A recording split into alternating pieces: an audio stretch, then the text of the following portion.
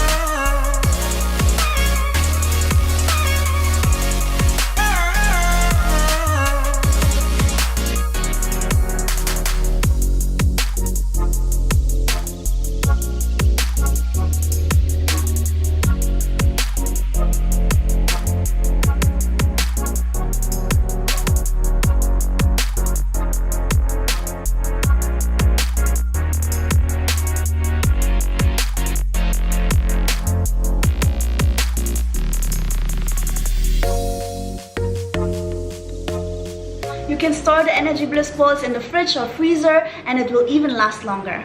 Instead of cacao powder, you can also use a shredded coconut, for example, to have a different flavor.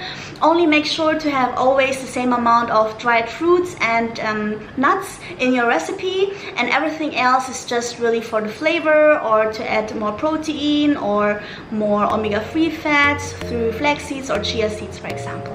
I hope you enjoyed the recipe as much as I do. Thank you so much for watching and I see you on my next video.